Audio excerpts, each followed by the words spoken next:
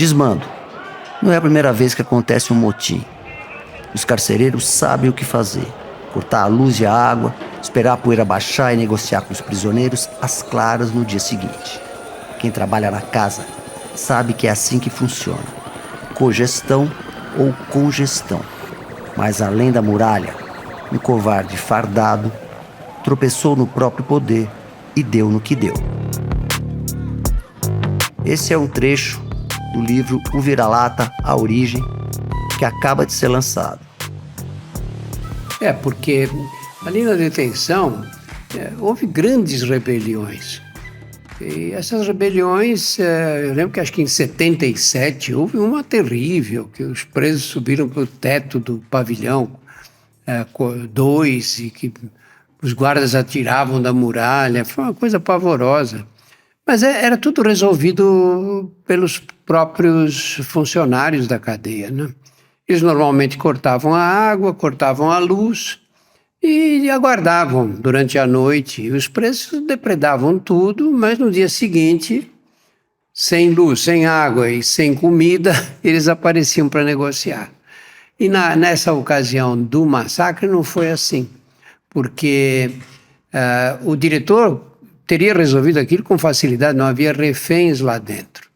Mas ele não conseguiu, porque a cadeia estava na mão dos corregedores, que são os que coordenam o sistema prisional, e veio a ordem para eles invadirem o pavilhão. E aí houve essa mortalidade absurda.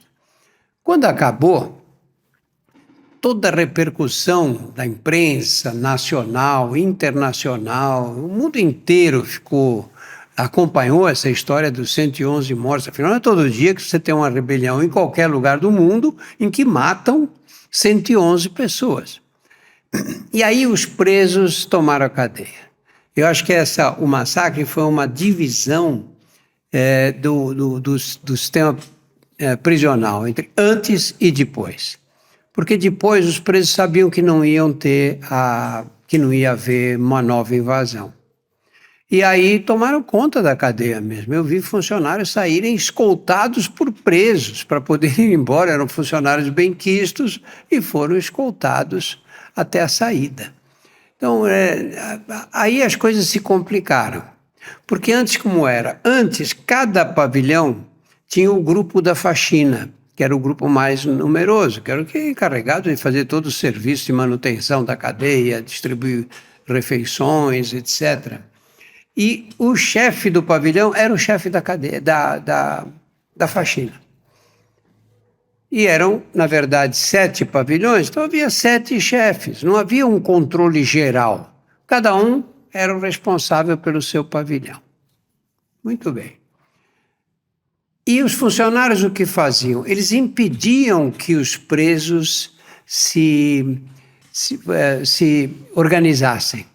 Porque como tinha várias facções, cada facção estranhava a outra, e eles ficavam acompanhando. E aí quando eles começava a aparecer um líder ali que ameaçava arregimentar várias faxinas dos pavilhões, eles transferiam de cadeia, eles estavam o tempo inteiro atrapalhando a organização. Quando houve o massacre, acabou essa possibilidade, porque os presos aí passaram a querer distância dos funcionários. E a conseguir, porque havia sempre um número pequeno de funcionários para tanta gente.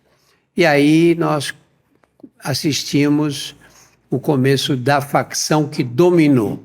Porque estava na cara que se as facções começavam a disputar, porque antes era a facção da Zona Norte, a da Zona Leste, a da Zona Sul, era mais por localização. E aí passou a haver um comando único, que se impôs pela violência, e violência brutal. Eles simplesmente eliminaram todos os que podiam concorrer com eles. E aí nós passamos a viver a realidade em que nós estamos hoje. Bom, eu que cheguei, não tinha nenhum ano de cadeia ainda, né? Cheguei lá e vi toda aquela pairava sobre a cadeia, quando a gente chegou com o primeiro vira-lata, né, Drauzio? Um clima tava todo mundo meio atônito, né? Tava todo mundo meio espantado ainda, dos dois lados das muralhas, né? Porque ninguém sabia muito o que ia acontecer. Mas aos poucos a gente sentiu que foi se insinuando uma ordem lá dentro, né? Uma coisa que começou a ser comum para todos, que começou quando ficou todo mundo irmão, né? Como eles chamam, né? Uma grande irmandade. Eles sentiram mesmo o poder que eles podem ter e têm de pressionar. Impuseram com mão de ferro, mas, por outro lado, algumas coisas passaram a não existir lá, né? A cadeia é o único lugar onde não tem mais crack, né? A partir do PCC, não é isso, Drauzio? É porque eles organizaram do ponto de, a facção do ponto de vista empresarial, né? Tudo que atrapalhava a obtenção de recursos, eles acabaram. E o crack por quê? Porque o preso ficava dependente, começava a usar sem parar, fazia dívida. Fazia dívida, desorganizava o sistema, porque isso acabava em morte, e as mortes atrapalhavam os negócios. Porque aí o PCC começou a dominar o tráfico interno, o tráfico dentro da cadeia. E começou a fazer também, quer dizer, as pessoas às vezes pagavam, um preso queria ser protegido por eles, pagavam a mensalidade. E com isso eles passaram a ter recursos substanciosos, né, na administração da cadeia. E aí foi a realidade que vocês já pegaram. Vocês chegaram lá em 93, o massacre tinha sido um ano antes, né, em 92.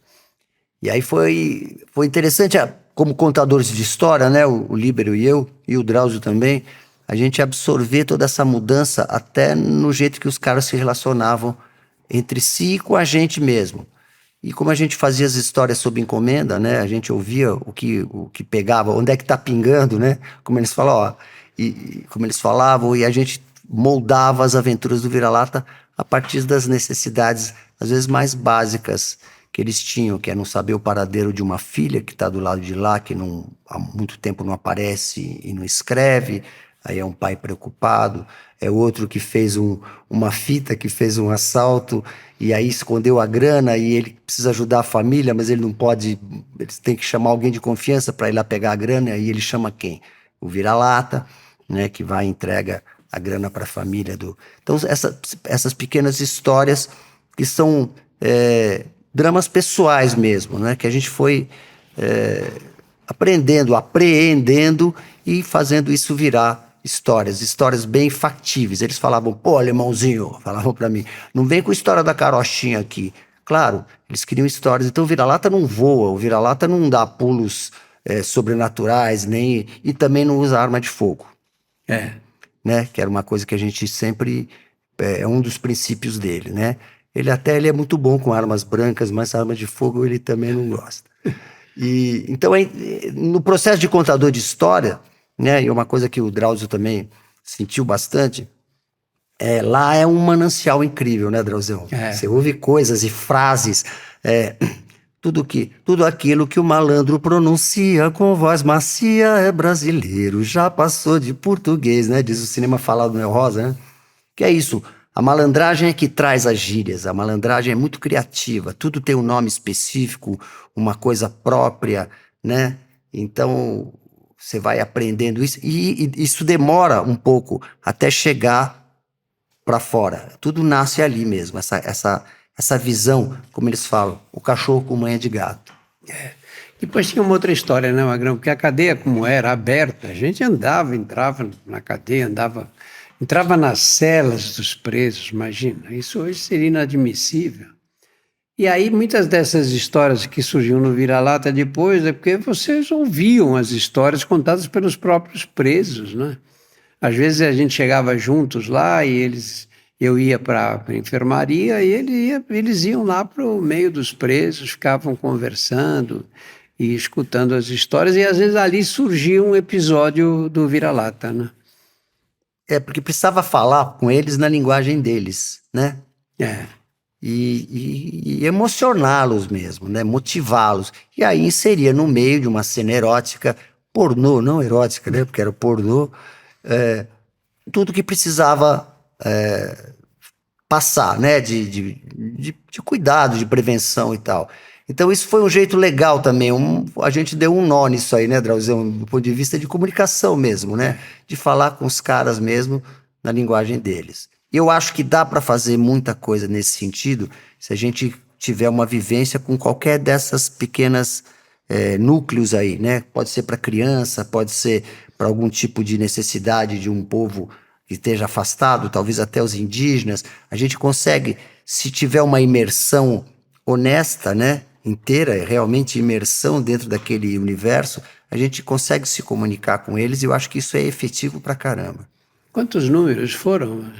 Então, na cadeia foram 7 números, na verdade foram 8. Tem uma aventura do Vira-Lata na Amazônia que quando o livro entregou já tinham implodido a cadeia, né? É até engraçado, porque pô, você demorou tanto que implodiram a cadeia, né?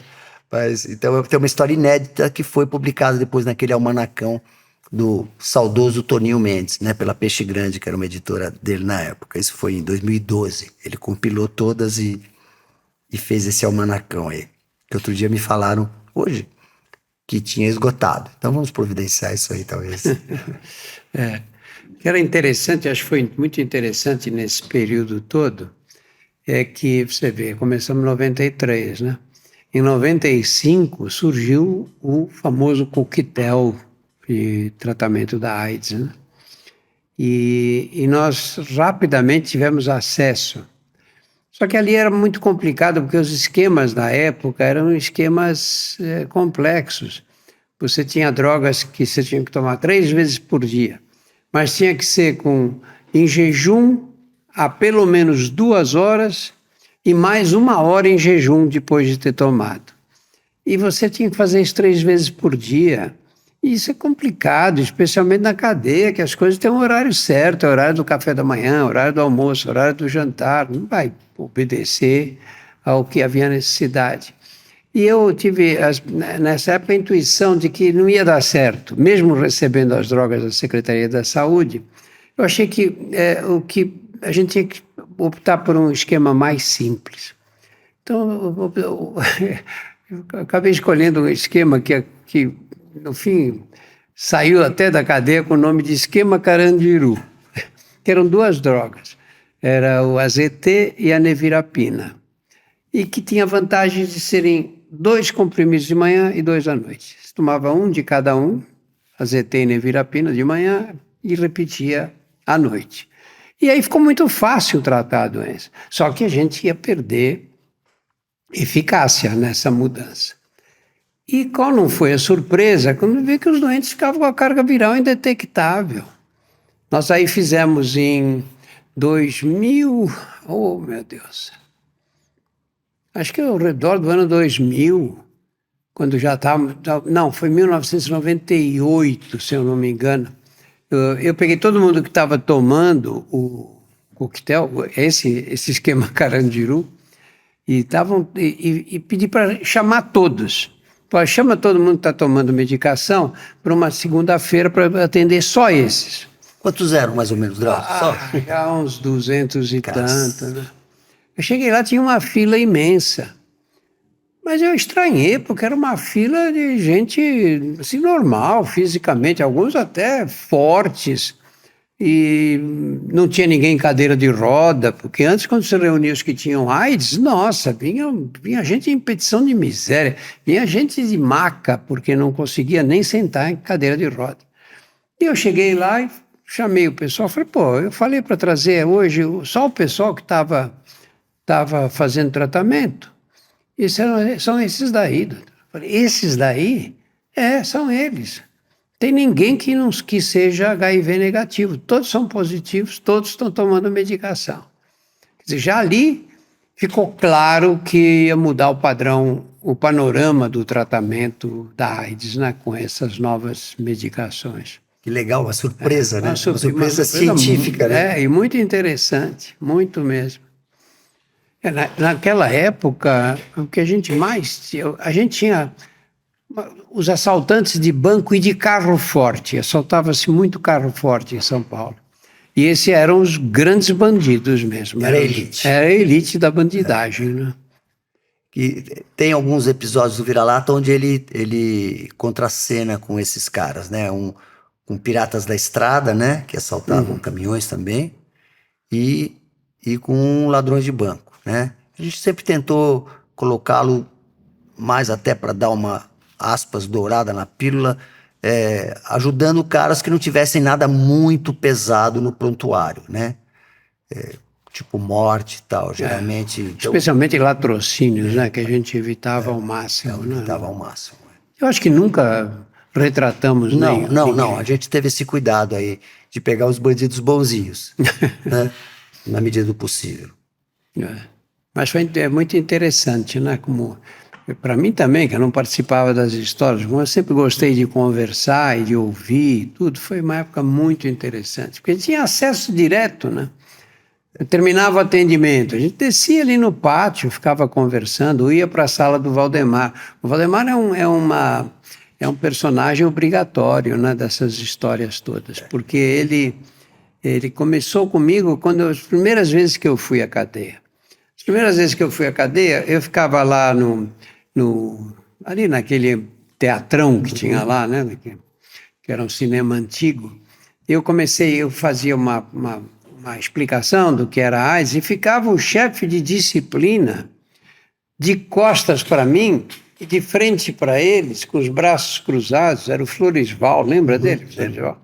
De braços cruzados, olhando para eles. E eu fui uma vez, na segunda vez que eu fui, falei, olha, não vai dar certo assim. Eles não podem estar o médico querendo explicar e está a segurança da cadeia ali. Disse, doutor, mas como é que a gente vai garantir a sua segurança? Falei, olha, você está lá também. Ficavam 300, 400 dentro da sala. Falei, se eles quiserem... fazer alguma coisa...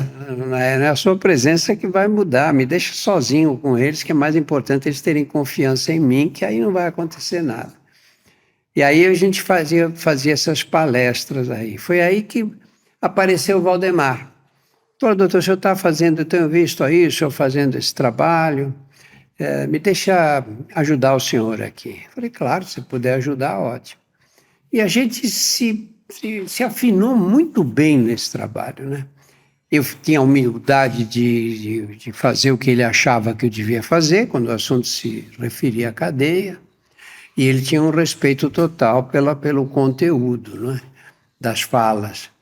Isso foi muito bom. E o Valdemar ficou comigo até a época da Covid. Ele morreu por causa da Covid mesmo. Mas até então, até 2021, nós tocamos esse trabalho juntos, né? Começou em 89, imagina, foram 22 anos, né? E ele tinha uma sagacidade, né? Porque tem um monte de leis tácitas, né? As do sistema são explícitas, né? Mas as do crime são tácitas, né? Não são escritas. Não são escritas e você tem que ter uma percepção mesmo para isso. E ele foi o guia, né? Por esses caminhos tortuosos aí, né? Porque sombrios. E ele tinha muito senso de humor, né? Ele foi um cara inestimável mesmo para... Bom, para o seu trabalho, para o meu que foi muito menor na cadeia, imagina para o seu, né? E essas histórias todas acabaram virando os 3 livros, né, Drauzão? Né? O Carandiru, o Carcereiros e o Prisioneiros, né? Prisioneiros. Uma fonte de histórias, não só os presos, né? Como todo o pessoal do sistema ali, né? Os agentes penitenciários que são muito, muito safos, né? Eles têm essa manha mesmo de swing mesmo, de conversar com os caras, de saber fazer a ponte. Isso é muito, muito interessante, né?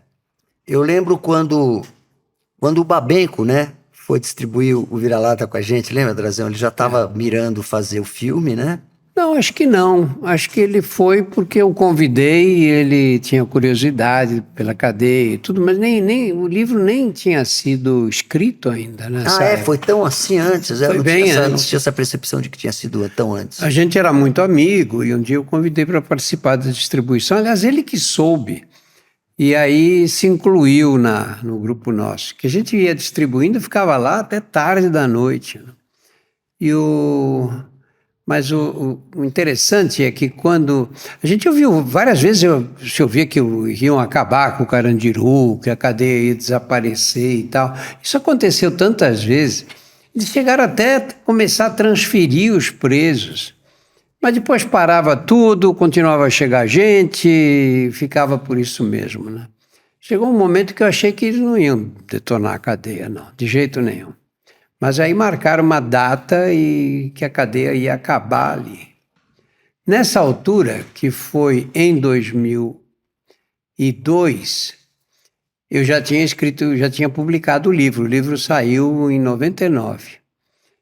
E o Hector já tinha decidido que ia fazer um filme sobre o livro, o Carandiru, né? Mas aí eu conversei com o secretário de administração penitenciária, falei, olha, esse pessoal está querendo fazer o livro aí, fazer a adaptação do livro para um filme.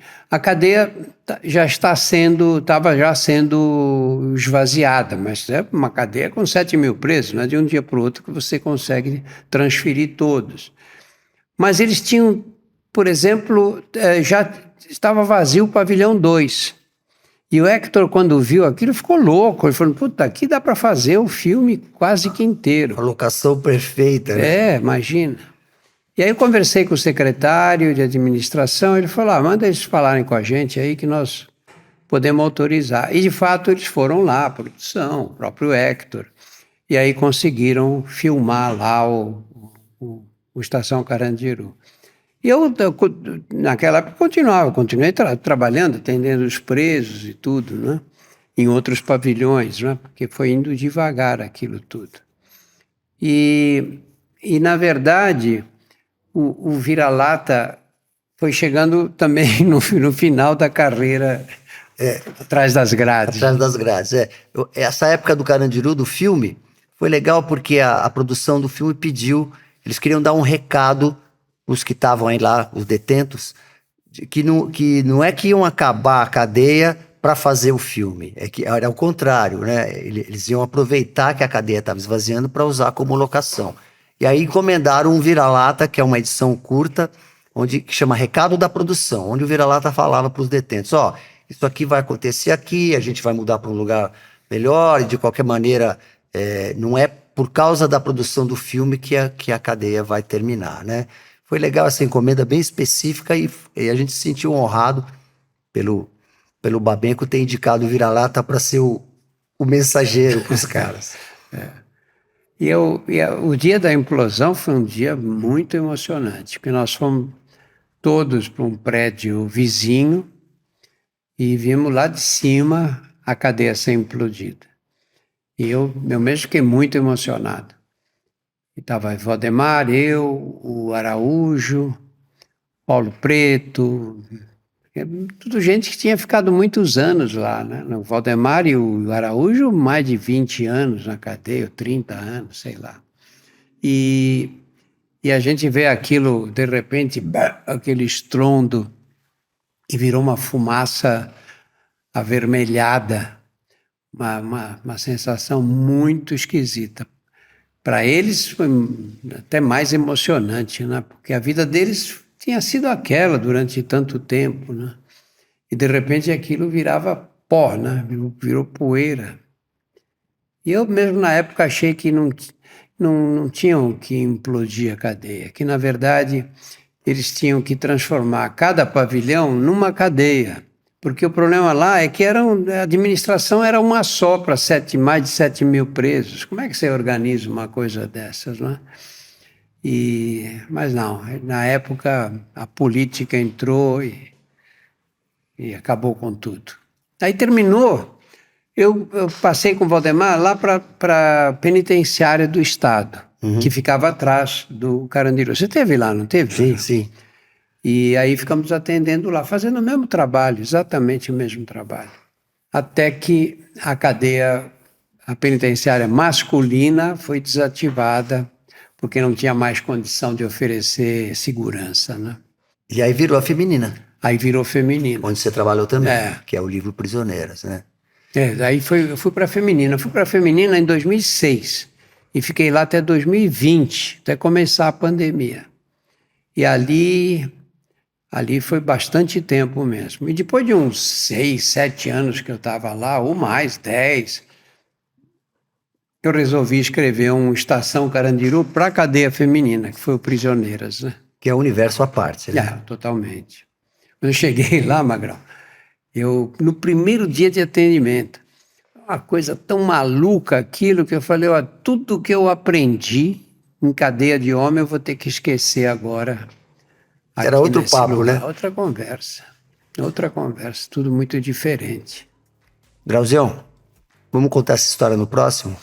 Vamos lá. E aí eu vou falar também sobre como é que o vira-lata sobreviveu fora das grades. Essa conversa não tem fim, né? Não tem fim. Vamos pro boteco.